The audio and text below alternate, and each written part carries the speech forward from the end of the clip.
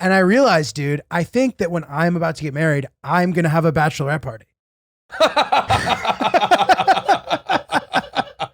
It's so much fun, dude. That's so much better than hookers and cocaine. Yes. I think it beats every bachelor party. It beats, dude. It sounds like the best fucking time in the world. Giulio's bachelorette party. What a brilliant idea. That is brilliant. Isn't that good? Welcome back to Oops the Podcast. All right, lots to unpack here. I got something for you. Please. Giulio, I don't know where you came up with that idea. Dude, this guy was a huge turkey. What is this, Japan? Which is Yeah. one of the reasons why I hadn't told you about it. No, and I also just assumed you were saving it for the pod if you were going to tell me, Yeah. which of course you were. Oh, But- yeah. Hey, everybody. Welcome back to Oops the Podcast. Francis Ellis, joined by Giulio Gallerati. That is who I am. Good to see you, pal. What's up, dude? Well, I've got a little bit of a sore throat, a little bit of I'm not feeling great, but I didn't even tell you about it. You know why? Why? Because if I gave you COVID, I wouldn't feel bad. Thanks, man. That's where we're at. I agree though. That is where we're at. COVID has become sort of like the HPV of it's just everyone's got it. It's not going to hurt you unless you're elderly and immunocompromised. I don't think I have it. It doesn't feel like certainly the way it was, but you never know. And I just didn't even feel like telling you. It's all right. It is. I mean, Am I an asshole? I don't. What think- would we have done? We wouldn't have done anything.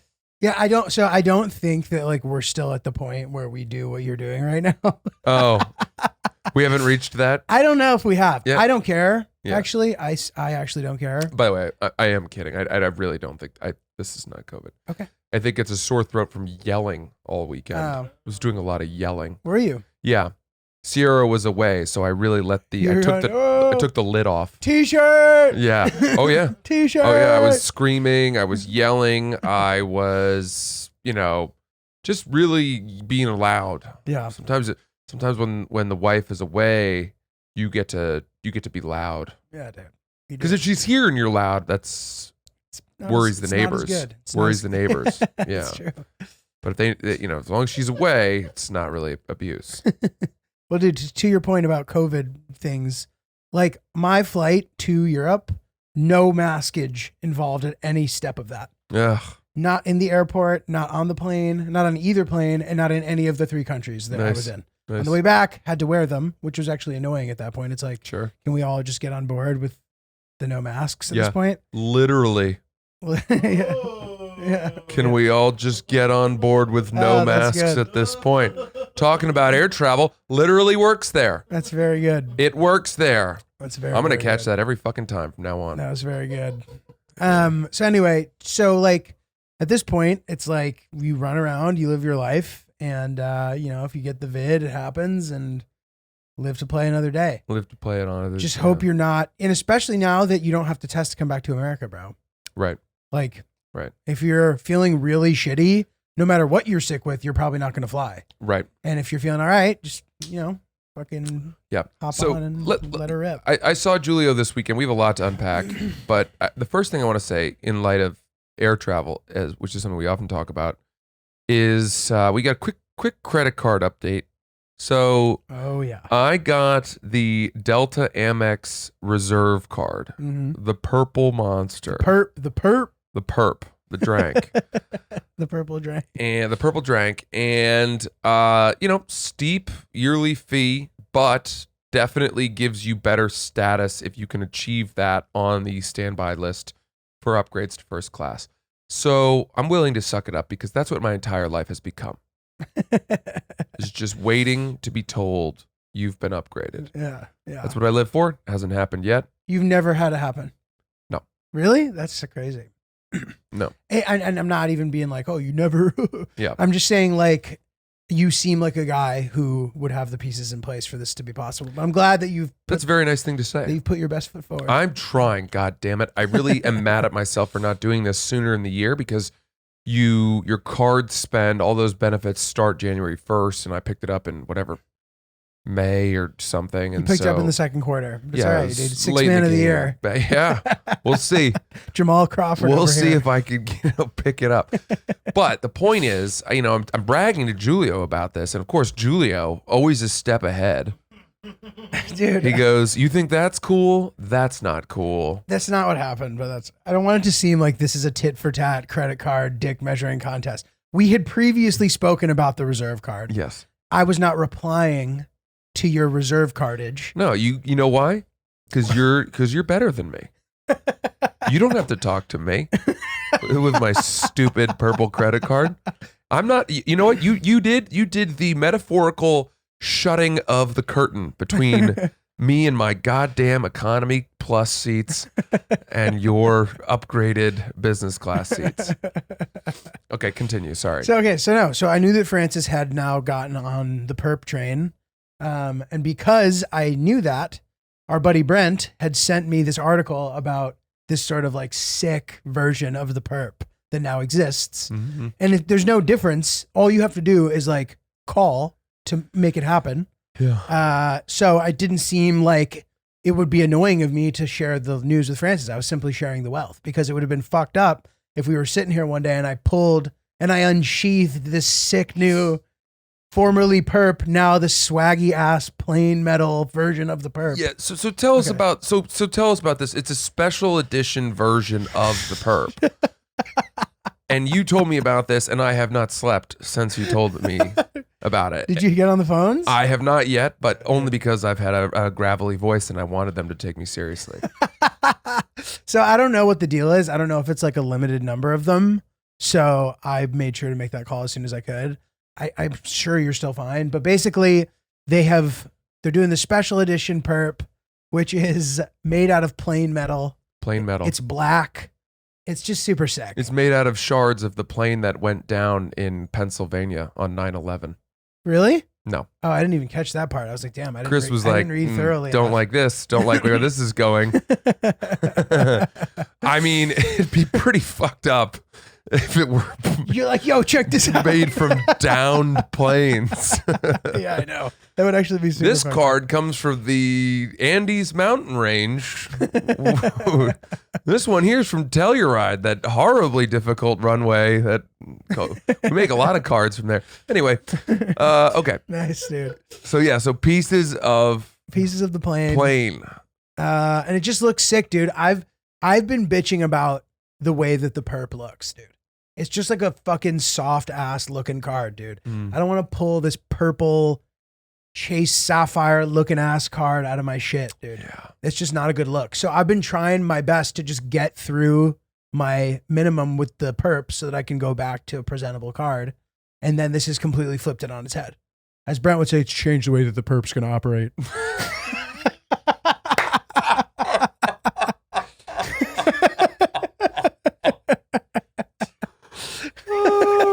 Brent, fucking Brent. Why didn't he hit me up? I know We he need to should've. open a chain of communication I will. between I me need to. and Brent. I'll throw you guys in the group Because the fact that he did not let me know about the black box fragment perp replacement special edition Charizard holographic credit card makes me feel like he's not the friend I thought he was. Dude, I shared the intel almost exactly when I received it to make sure. And there was a moment where I thought about it. I'm like, is this something you keep in the breast pocket or is this something you share with the boys? And then I realized it is something that you share with certain boys. Yeah. You were one of them. And all those boys out there listening to Oops the Podcast. But by the time this episode airs, it's probably too late. For the perp? You're going to have to wait for the next line of round. Boeings to come out with critical mechanical flaws. Oh my God.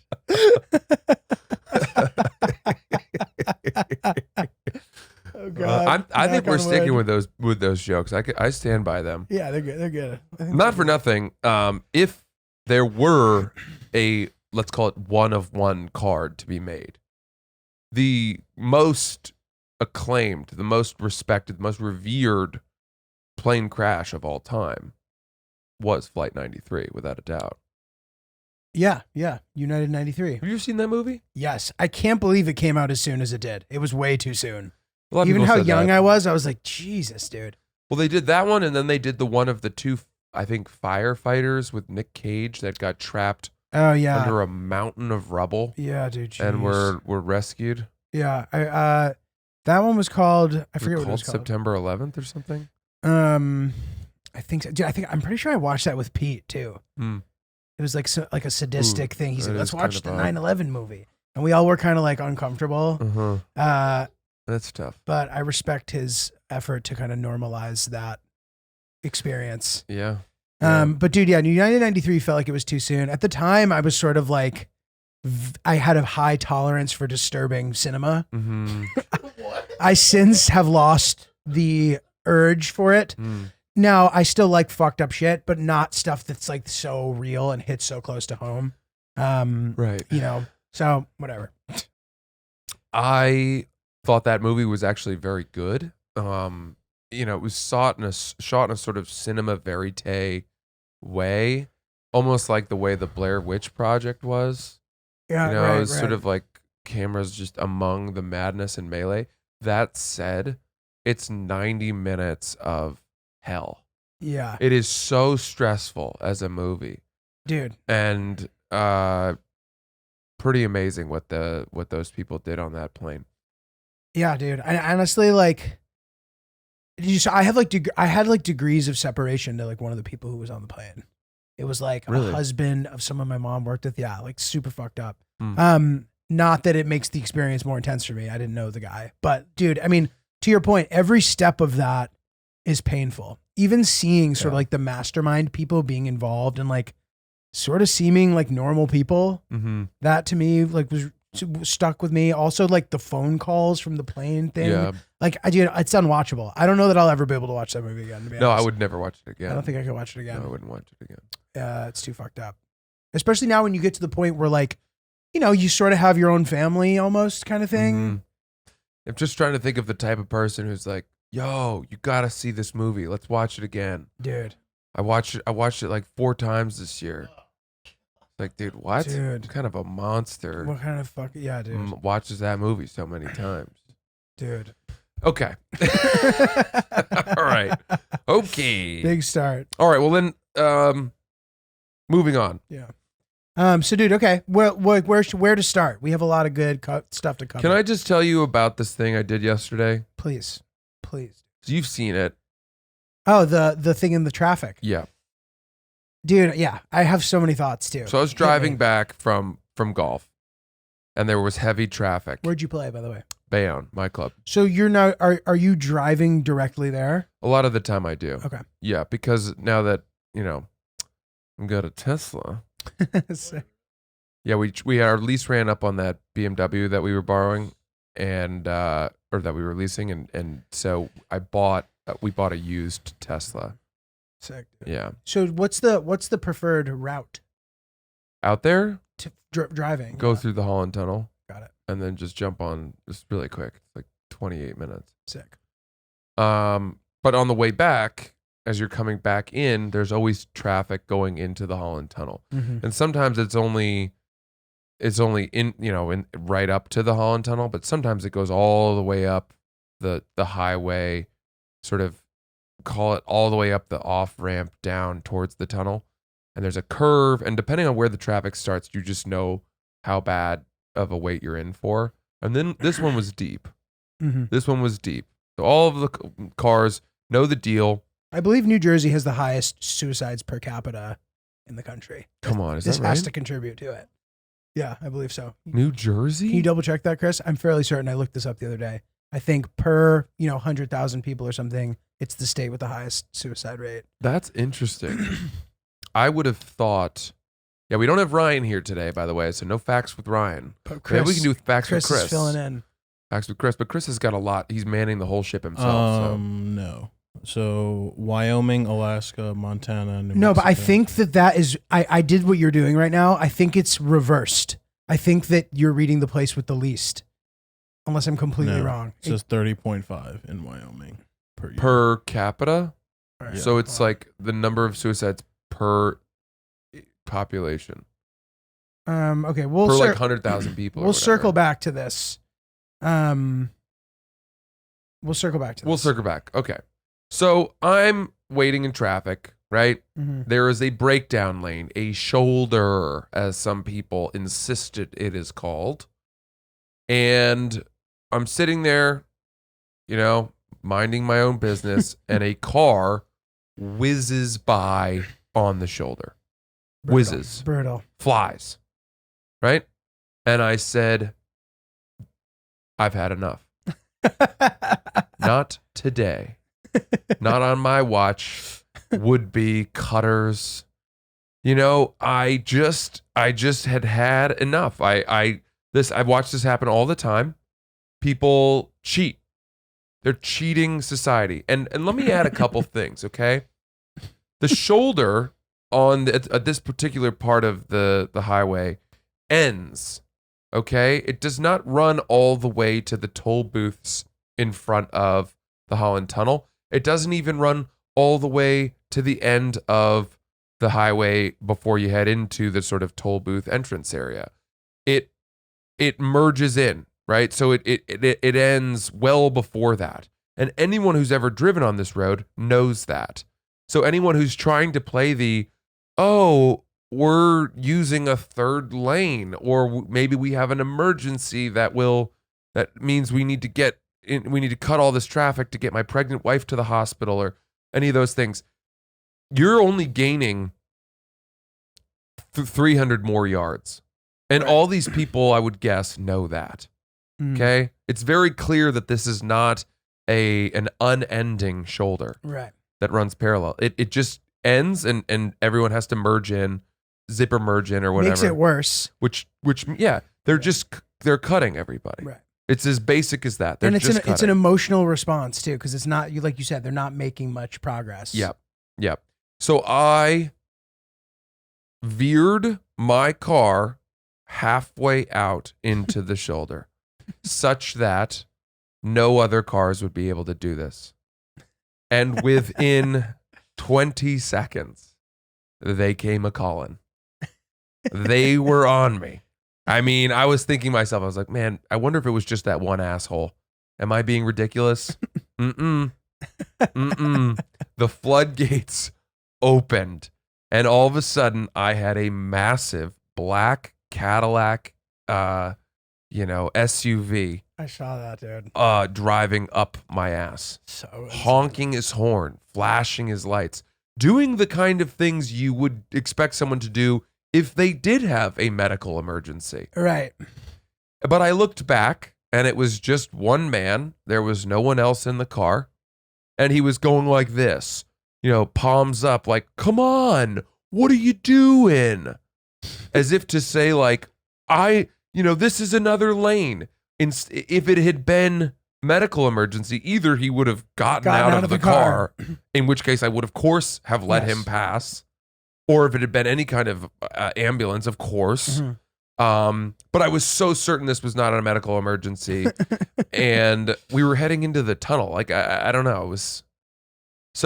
I just immediately put my head down, turned up the new Drake album, and drowned them out.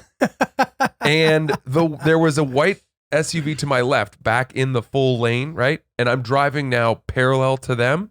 And there was two ladies, and they looked at me, and they gave me a thumbs up. So we drove as a blockade.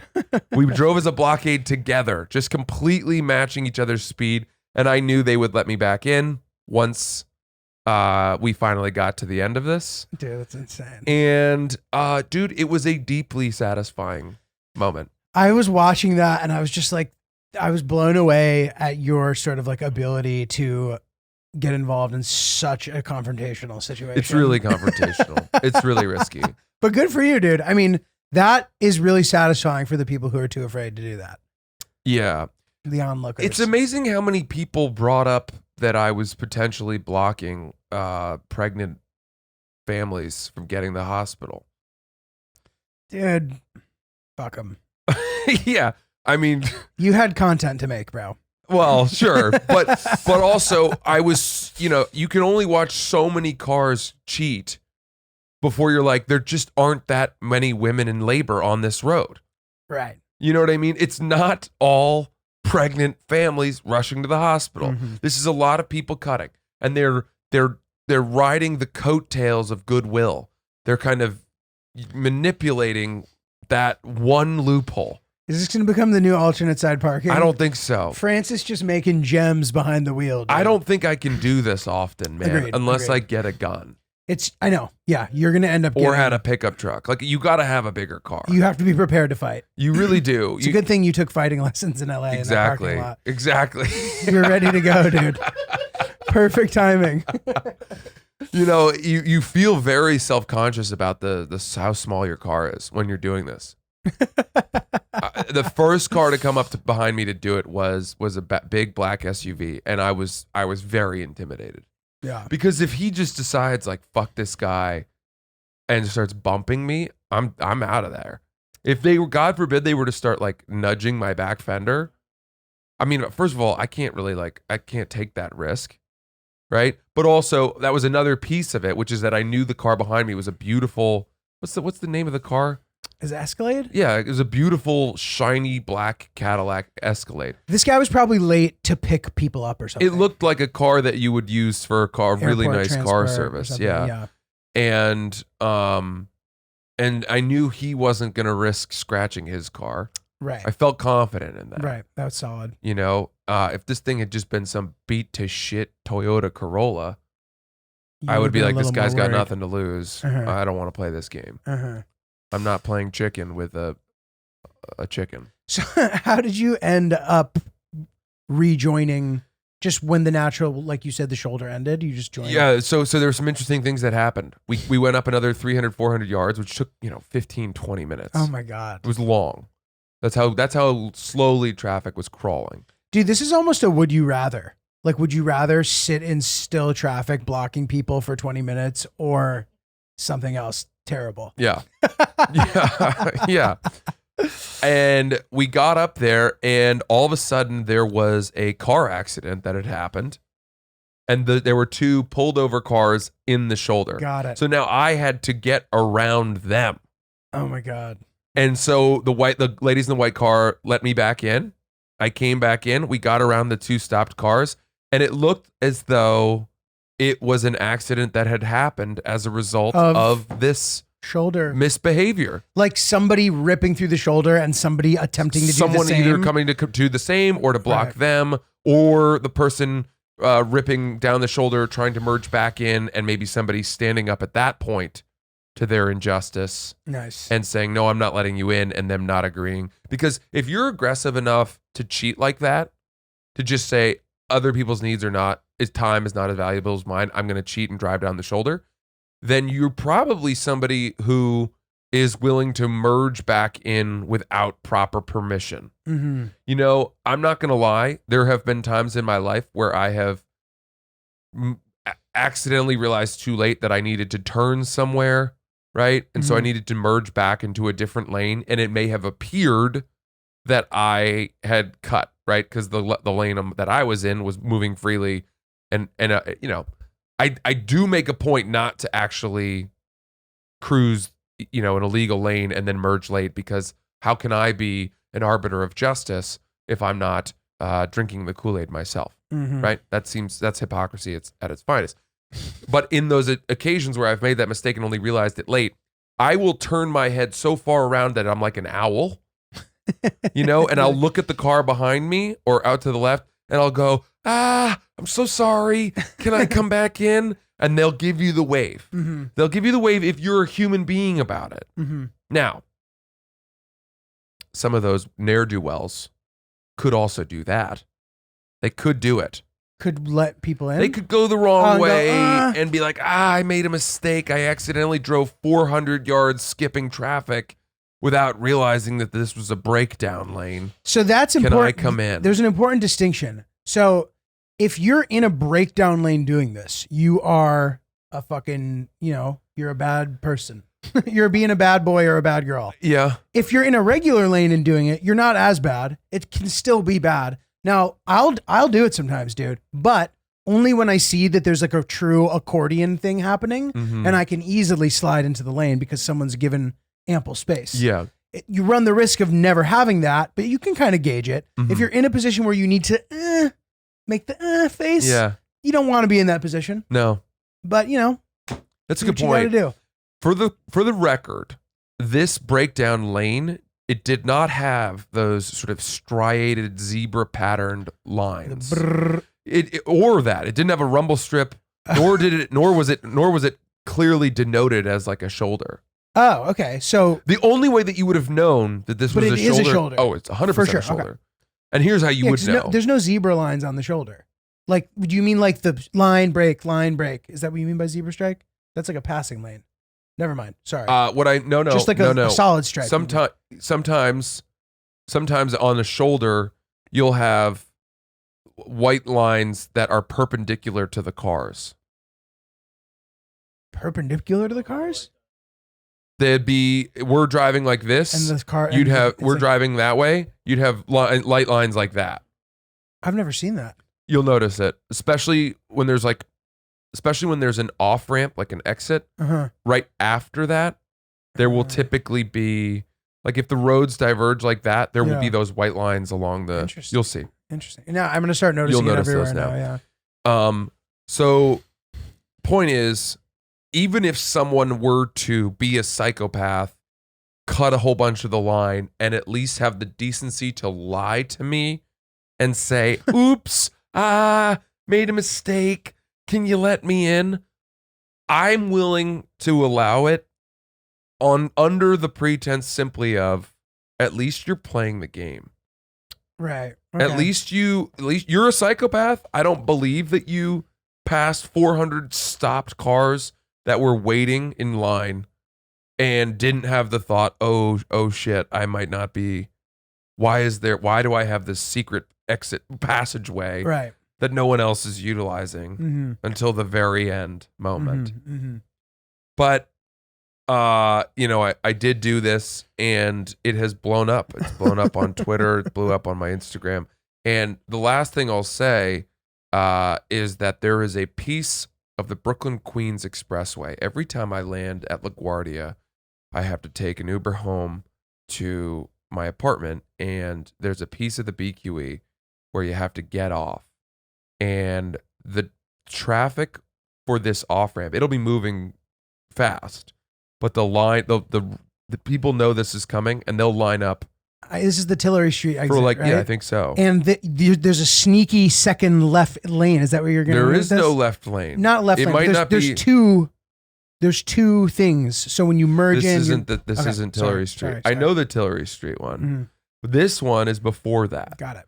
And if you know you have to get off here, you see that the cars have stopped and have lined up to be in line and play by the rules for like half a mile. Mhm. Let's call it 2/10 of a mile leading up to the exit. And yet a lot of cars will pretend that they're just zooming along. They're not taking the exit. They're not taking the exit. And at the very last second, where those yellow barrels that are filled with water, I do think we're talking about the same thing, dude. Maybe not, but we might be. It's too eerily exactly similar, Yeah. but it's easy to pull the fast one at this exit. And It everybody does it, a lot of people do. including my dad. My Yeah. entire life did this. Did he? Yep. Big G. He's a savage behind the wheel, dude. Unbelievable. Everybody says that when he gets to the city, his like savage mode gets turned on because otherwise he's been driving like a senior citizen my entire life. He'll start talking, he'll be going 40 miles an hour on the highway, and you're like, dude, are you fucking serious? Yeah. But in the city, he's a fucking animal. Wow. I know. Sorry, dude. Sorry. Well, sorry to. It is what it is. I'm sure there are good people that still do this. Sorry to move. interrupt. No, that's okay. But my point is that there is a very sizable piece of white line painted, divider from the off ramp versus the BQE Mhm. versus the main road, and in front of where those two meet or diverge rather, there's all those yellow buckets, Mhm. the big yellow buckets that are filled with water in case somebody were to drive full speed into and crash into it. Right. And in front of those buckets, there's that white painted triangle of lines. And I have thought very seriously about bringing let's call it a picnic table or like a folding plastic table with a beach chair and an umbrella and blocking anyone who would merge in right there and just sit there for like an hour. And my question for you, and like maybe put up a sign that says like, cheaters must pay like a $5 fee to cut or something like that. Now, my question for you would be, how long could I last out there before someone tried to fight me? Oh man, dude, I think it could go like either way. You might last the whole day and never get in a fight, or you might get in a fight in like 10 minutes. I think it'd be quick. You think so? I think I'd be in trouble really fast. Because you're calling people out on cheating.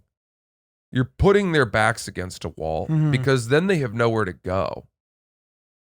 Right. Do you know what I They'll mean? miss the exit.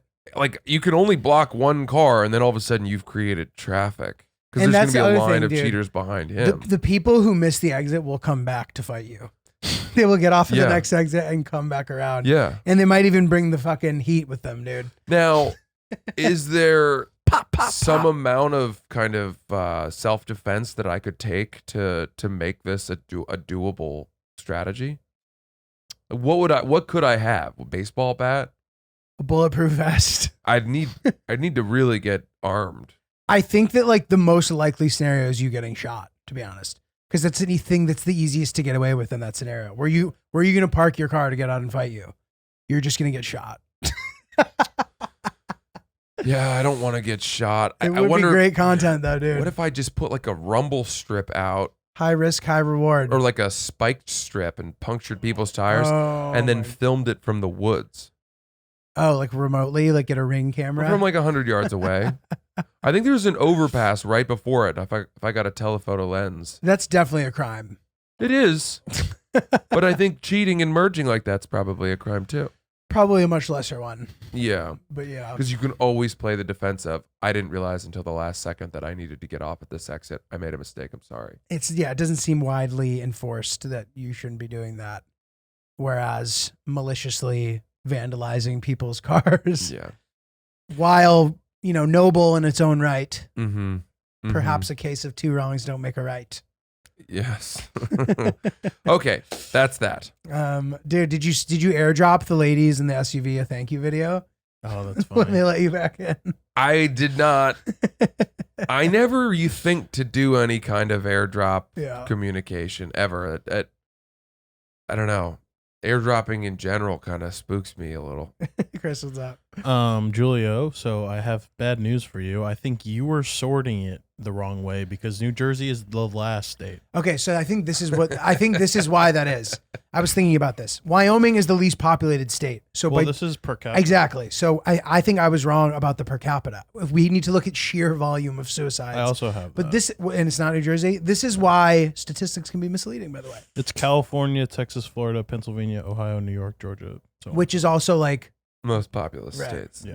Yeah. well, I can go fuck myself. Sorry, man. Thank you. No, it's all right. This is why. No, I. listen, next I'll time be curious how I came to that conclusion. let's just not fact check next time.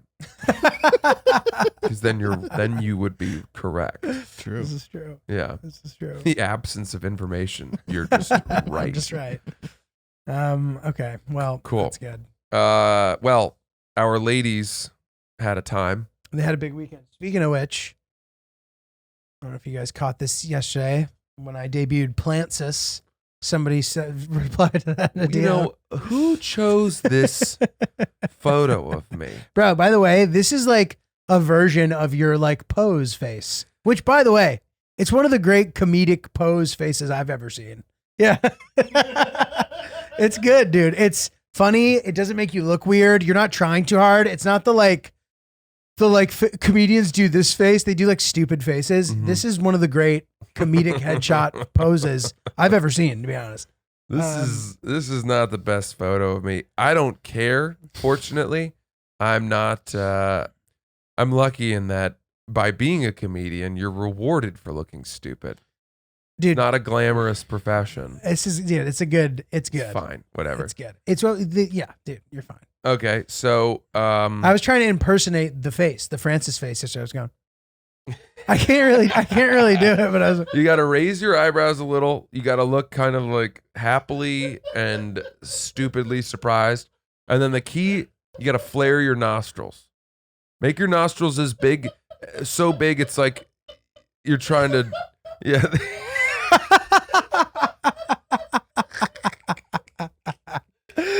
This has to be the clip, dude. We gotta clip this. This is funny. This is great. I don't even know how I settled on that. I just started. Dude, it's doing really it. funny, man. But this is great. I mean, we're truly becoming Pardon the Interruption here on Oops the Podcast. We now have cardboard head cutouts of people. We have Tony Reale fact checking. But dude, yeah. So Hillary brought this back from the Bachelorette weekend. I had a fun realization, man. So there's a lot to talk about around this topic, but I've realized that. So what they did a thing that I had seen Hillary do before as well. They dressed up like grandmas. And then they went on like a pub crawl. There's always this really fun video that happens before the grandmas actually hit the street, where there's this sort of a camera is panning around the room and all these agile grandmas are just breaking it down and dancing and having a great time, which seems so funny. Then they do like some kind of video portion with surprises, which we can talk more about because I know you were heavily involved in that. Yeah. And I realized, dude, I think that when I'm about to get married, I'm going to have a bachelorette party. It's so much fun, dude. That's so much better than hookers and cocaine. Yes. I think it beats every bachelor party. It beats, dude. It sounds like the best fucking time in the world. Giulio's bachelorette party. What a brilliant idea. That is brilliant. Isn't that good? So get ready, dude. Oh my God. Yes. Wow, that's so good. Dress up like grandpas, hit the town, and then do a bunch of fun stuff. It looked like a good time. They appeared to have more fun than I've had combined in the last 3 years of my life. And, there's this thing too where, a lot of the ladies on the bachelorette party were messaging me pictures of themselves with Sierra, acting goofily. And I'm like, what are we doing here? Why are you sending me this shit? Is it to prove that she's capable of having fun without me? Is it to instill FOMO in me? Is it, look at this prize you've got? I don't get me wrong. I'm very happy to see them, but I'm wondering what the sort of impetus is there. This is funny. Okay, this is like randomly one of Francis's pet peeves I've noticed, which is funny. Like occasionally I'll just like see the name Francis in the wild and I'll tag Francis and Francis is like annoyed. Am You seem annoyed. Maybe you're not. But like I saw this, like there was like a police don't cross. And then it just said Francis on top of it. I just thought that was funny. So I tagged Francis and you appeared to be annoyed.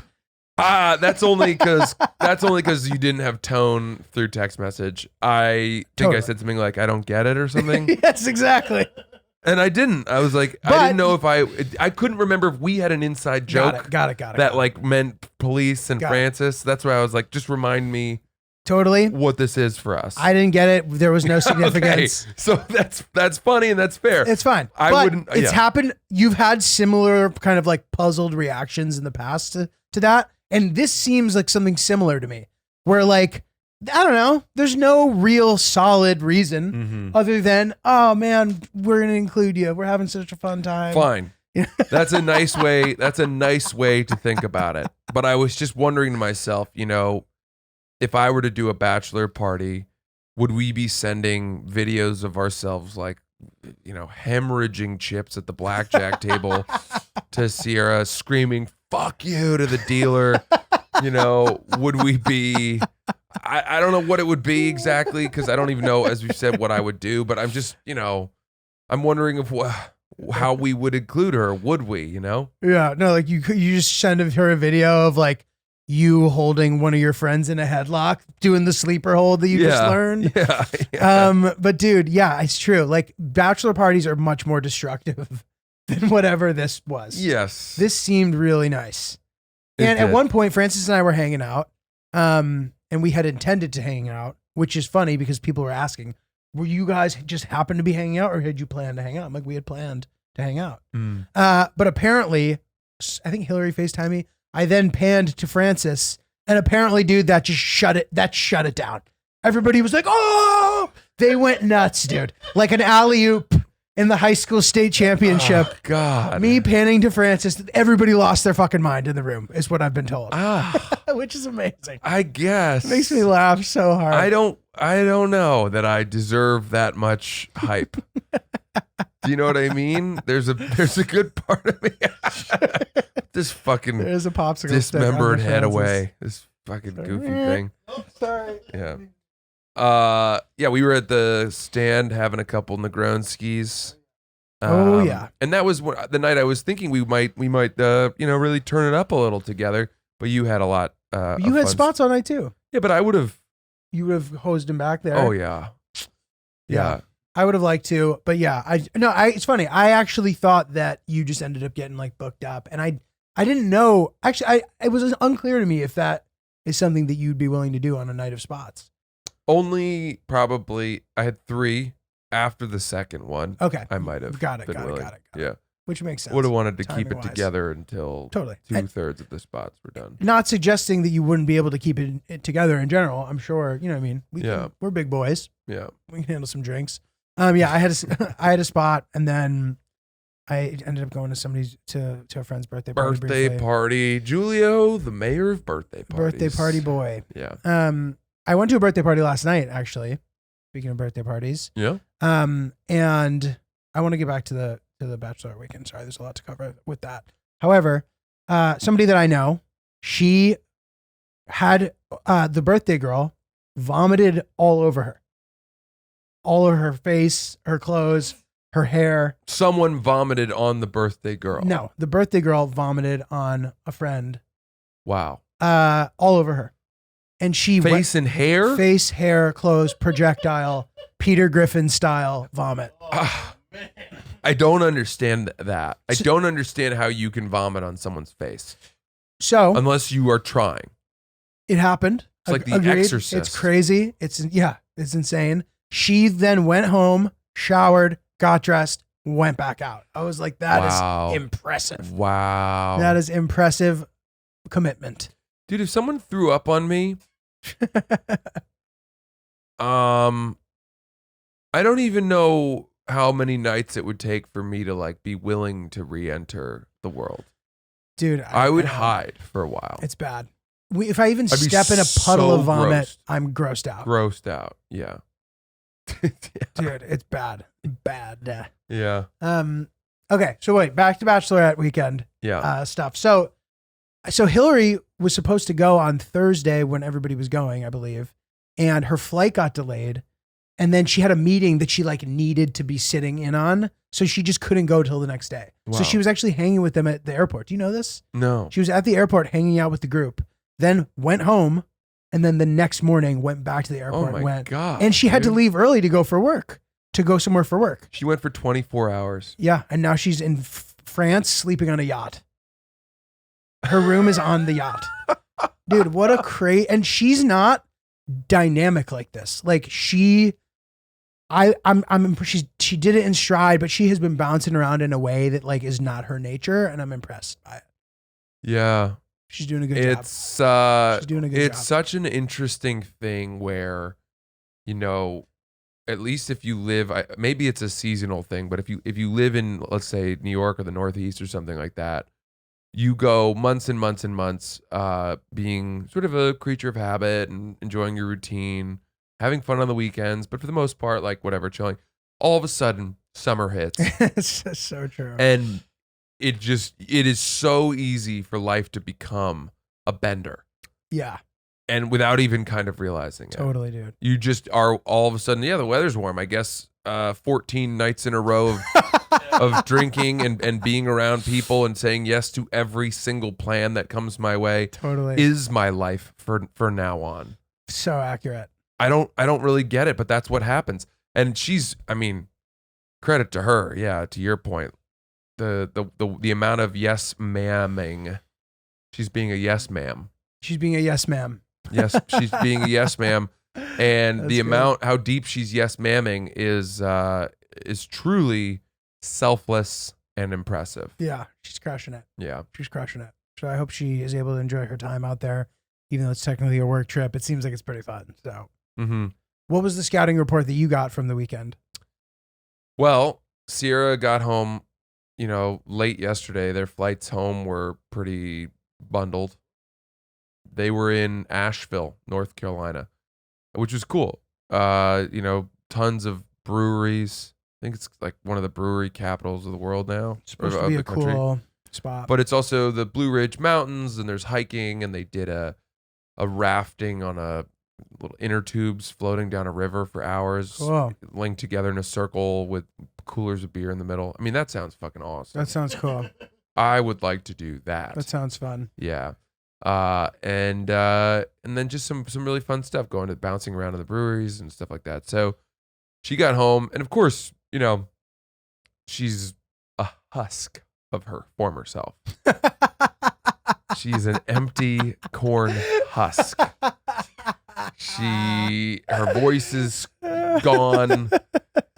She's been flying and delayed, and she's got that airport layer of sweat and grime and sweating out the booze and the queso dip. Oh God! From 3 straight days of partying, and I knew because when I come home from the road and stuff like that, I know I'm all too familiar with this feeling, and all you want is to just be taken care of. So I made sure to clean the apartment, light all the candles, very nice, have the air conditioning ripping for her, make the couch, make everything up, and just let her come in and collapse. Nice, dude. And we ordered some Indian food. Fun. And we just chilled. And then we went to bed at 9 o'clock. Last night? Yeah. Oh and my slept God. Through the night until 8 a.m. Oh, 11 hours. That's amazing. Got 11 hours of sleep. That's special. And the only reason I was able to match her utter coma state was because I had woken up and I'd gone to play golf again yesterday morning. And I was playing with a couple of my buddies, and we were drinking heavily. Got it. Just really drinking. You know what my favorite drink on the golf course is? What? I'm actually curious. We don't know this. I'm very curious.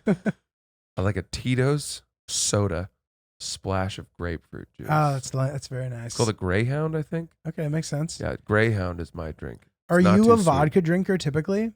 I like vodka and tequila. Mm-hmm. But if it's gonna be tequila, I can only have lime as the fruit. I couldn't have like a tequila soda pineapple. I couldn't even have a tequila soda lemon. Right. I need it to be a cousin to the margarita. Got it. Because that's the only familiar fruit that I can pair with tequila. I think that's fair.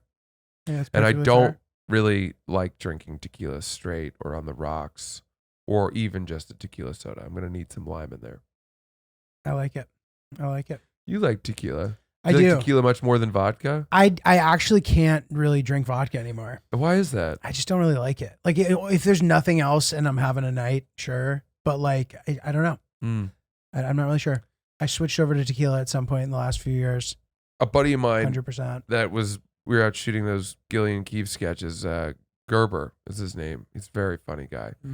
We were talking about drinking, and he says he's a nightly guy, likes to have 2 drinks a night. I said, cool, but he's very disciplined. He won't have more than that. Danny Palmer's like this. Yeah, and I said, what's your drink of choice? And he goes, vodka on the rocks. Damn. And I was like, that's classy. Yeah. And he goes, I love it. That first sip after a long day, he goes, I love that pinch. Yeah, that's a nice way to describe it. I had never heard that before, and I loved that I like description. Pinch is good. The pinch of the mouth, the pinch of the gullet, the pinch of the inner organs warming as the liquid flows down between the pieces of your being like a ball dropping at one of those carnival games where it bounces off the different things and tries to settle into the correct slot at the bottom. I like that. Yeah. Yeah, I know friends' parents who like 4 o'clock comes, they'll have like a Grey Goose on the rocks, which wow is something that I didn't even know parents did. My parents' alcohol relationship is just so it doesn't involve liquor like that. Nor do my parents. My parents drink wine. That's Same, kind same. of it. And, they like it. But yeah, I've never seen them just drink liquor. They actually hate it. Yeah. It's interesting. So anyway, so I maybe am aware that that's a thing. The idea of like, and maybe like a good vodka, like a very good vodka is much more is palatable, tolerable. Dude, I don't know, man. I mean, let's put it this way. Compare a $150 bottle of tequila to a $30 bottle of tequila.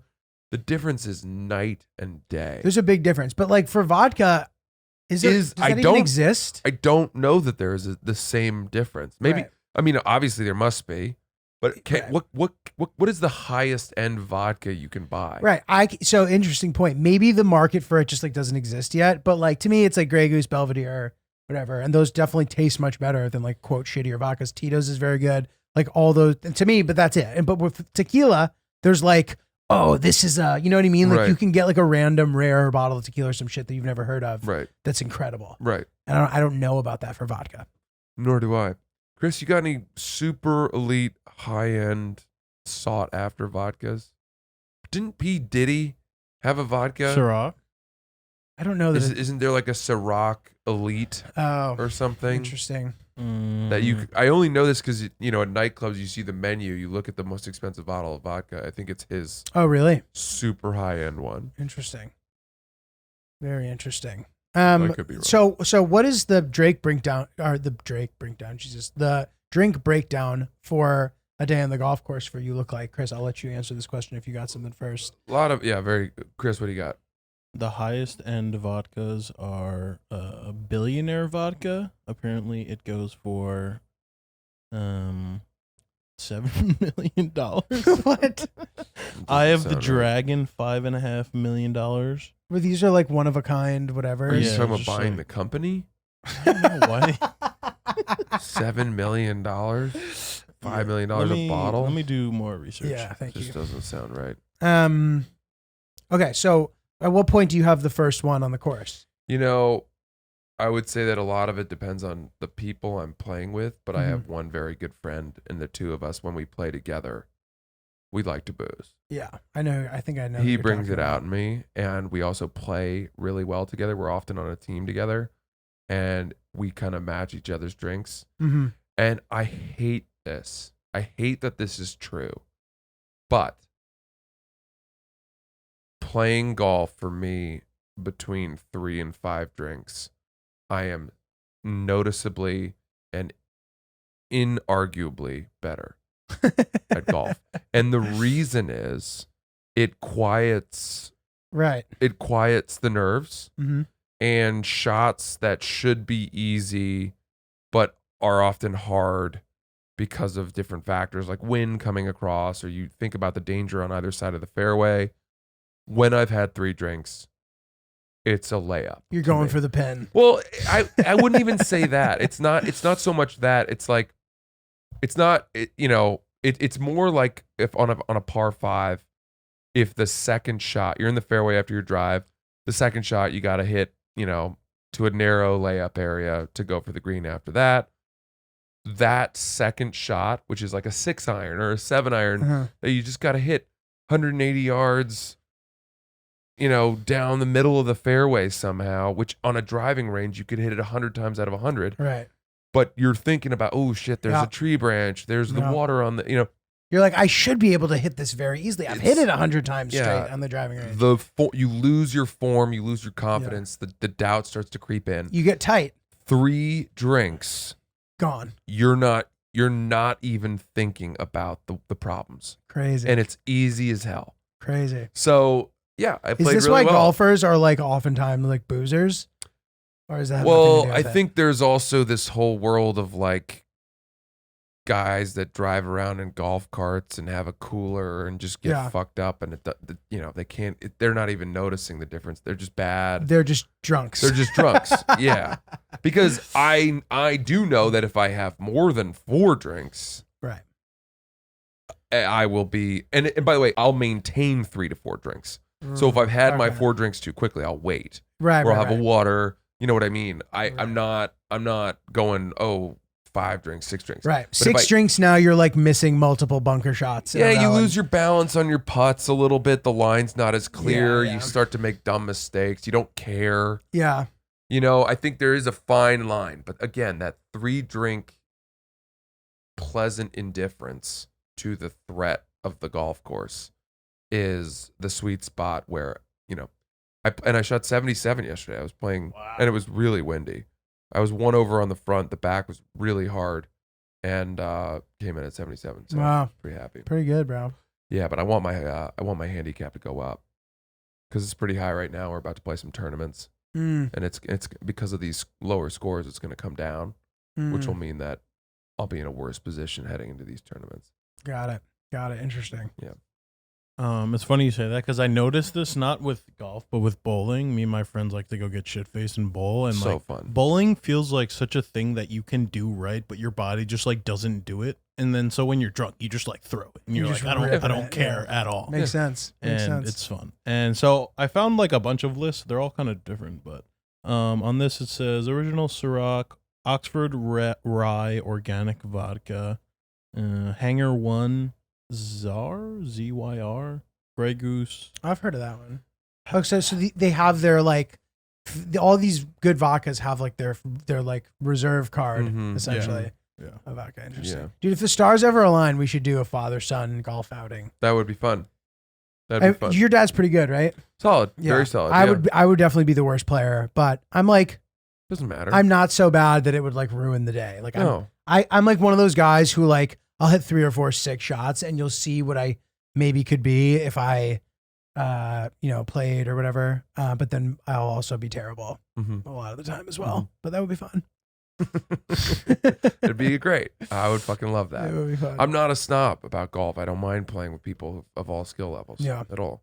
But yeah, you three I think would be good. It sounds like a good match because my dad's pretty solid. Nice. Sounds like your dad's pretty solid. Nice. And we can maybe do best ball or something Totally. so that I wouldn't bring us down too much when I rip it into the woods or into the water. It's amazing how popular golf has become. COVID created a need for golf. People flocked to it. Like the most golf friendly or the most COVID friendly activity. It that truly exists. is. You're socially distanced. You're outside. You're not walking around other people too closely. And just a ton of people picked up the game, and it's great, but for those of us that really enjoyed open fairways and not having to wait behind groups before, that has definitely become. Even as a member of a place? Yeah. Nice. Yeah, man. Even private places have just gotten more and more crowded, taking on way more members. Can I ask you a question about the handicap thing? Mm-hmm. So like, it's just straight up an honor system. Like, could you theoretically lie about your score to get better placement? Yeah, you could, but it would not benefit you at all to put lower scores in. So there's 2 sides of handicaps. One is like in terms of the way that people give you shit for your handicap. If you have a really low handicap, let's say you said, "Oh, I'm a 1.4 index," or I'm scratch, which means 0, right? And then you went out and played poorly. Everyone would say, "Oh, that's a vanity handicap." Got it. You're just lying to yourself. You're not that good. There's no way this guy's actually a 1.6. Right. You're giving yourself a couple extra, You're giving yourself Couple gimmies. extra You're putting in drives. a bunch of like 72s and 73s on. You're putting those into your app or whatever that calculates your handicap, and everyone says this guy's full of shit. Okay. But typically, people don't mind that as much as the other side, which is a sandbagger. What's that? Have you heard of a sandbagger? I've heard sandbagging son of a bitch Yes. from whatever movie that's So a from. sandbagger in golf is when you say, I'm a 12 index, I'm a 12, 13, 14 handicap, whatever. So you have a really high index, which means that if you're playing a match, if you're playing a round where you're playing a proper match, and you're playing against another person that has a 3 index and you're a 13, you're going to get 10 strokes against them. Oh. So the way it works is that on each... Why? That's how you make golf Even. fair. Got it. It's how you can have a group of where there's, let's say, 4 golfers of totally varied skill levels, and it gives the people who are worse a fighting chance against the people who are better. But why should the people who are worse have a chance against the people who are better? The people who are better. So shouldn't they Because just be better? it's really tough to find a group of 4 people that have exactly the same level of skill. But why would it matter if they're not competing against each other? The point is they are. But okay, so You go out with 3 of your buddies, you want to have a little fun match. Let's say, hey, $5 on the front 9, $5 on the back 9, $10 overall. Let's play 2 teams of 2, best ball. got it. Winning score from either team on each hole. You win that hole, you're up 1. Got it. Right? Got it. And I bring my buddy who's a terrible golfer, but we've also got a guy in the middle. You know, you pick your teams. You put the Okay. guy who's really good with the worst golfer. You put the 2 middle Got guys it. together, and you have a fun match. And hopefully In the it's interest close. of having a dope outing. And it allows the person who's not very good to contribute and be part of have a fighting chance. So if you're manipulating your handicap, ultimately it becomes a difficult lie to maintain. It just makes your life much easier to just honestly record your scores. Yes, but dude, again, it's like a damned if you do, damned if you don't situation where if your handicap is too low, everyone's like, that guy's full of shit. He's not that good. That's a vanity handicap. Mm-hmm. If your handicap is too high because you're honestly putting your scores in, and all of a sudden you're playing against a guy who's much better and they have to give you a bunch of strokes and you play well and you beat them, they say that guy's a sandbag and son of a bitch. He's not actually a 13 handicap. He shot 75. He's hustling you. He's a hustler and he's an asshole. And people typically hate that person more than the person who says they're better than they actually are. But is that just some shit that people say? Like, okay, what if, like, me, for example, right? There have been times where I'll go out there and I'll play amazing. And it is in no way reflects what I would normally do. Yes. And that's why with you, it would be difficult to actually assign you a handicap because I'd assume you don't have one. I just don't play enough. Yeah. Yeah. And we might say, okay, well, let's give Giulio a stroke a hole for fun, right? Mm-hmm. But then you come out and miraculously shoot like 80. We're going to be mad at you. We're going to think that you lied. We're going to think you actually have been playing a ton. Got it. And you're playing you're like the white men can't jump when Woody Harrelson comes out and he's like, you guys want me to play some basketball? And then he's amazing. Yeah. And he's unbelievable. Okay. Some hustler shit. Yeah. Yeah. I mean, dude, it's just such it's a ridiculous thing to be doing. But I get it. I mean, I know that there's so there'll be a guy at a club where you're like, don't play with him. Like he's a You want to hear a crazy story, dude? Please. Yes, I'd love to. This is great. There was a This is guy, fascinating. and this is really kind of insider golf shit, so apologies for anyone who doesn't give a shit about golf. I mean, dude, I really loved the cheating hole-in-one guy story. Yeah. That was a good one. Yeah. So this is similar. So there's a major club, like member guest tournament at a club I know. I'm not going to say the name. It's not my club. But a few years ago, a guy I know from my club got invited to play in that tournament. And I think somehow there's a way that you can bet on yourself or you can bet on certain members playing in the tournament to win. And the pool becomes very, very large, huge. This is a very expensive club, so a lot of people have a ton of money. And this guy bet on himself to win it all. Now, I think 2 weeks prior, he had played in another tournament, another member guest at a different club, where it was match play, right? So match play versus stroke play. You know the difference there?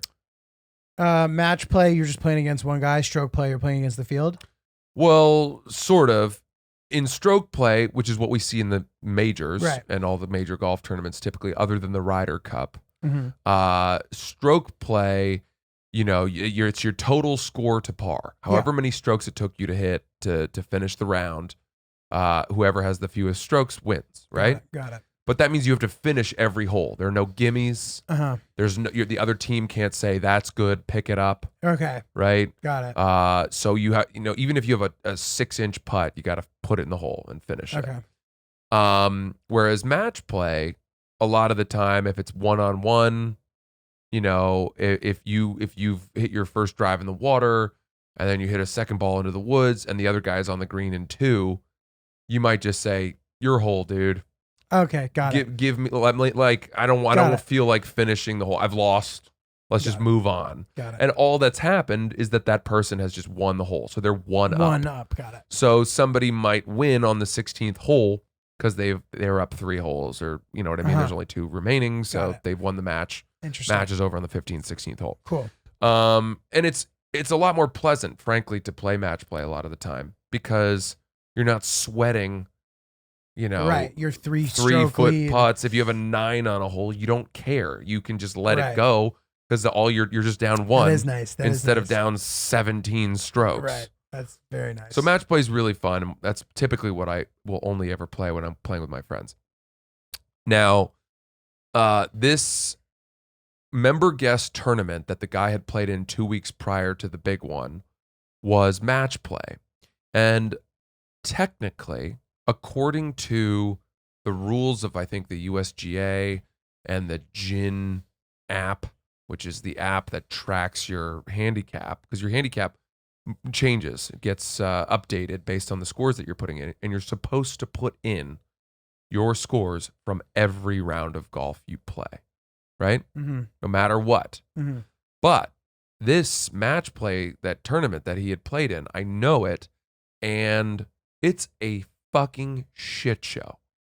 It is dudes boozing super hard. Okay. It's people, you know, not finishing 3 of the 18 holes, ball in pocket, you know, blew up on that hole. Let's just move on. Give me my max. Like you don't keep a stroke score. Right. You don't. Right. I mean, it would be insane to, because it's just, there's no way to. Yeah, but you've no idea. I wouldn't be able to retrace. I've played in this tournament. I wouldn't be able to retrace what I shot as a score.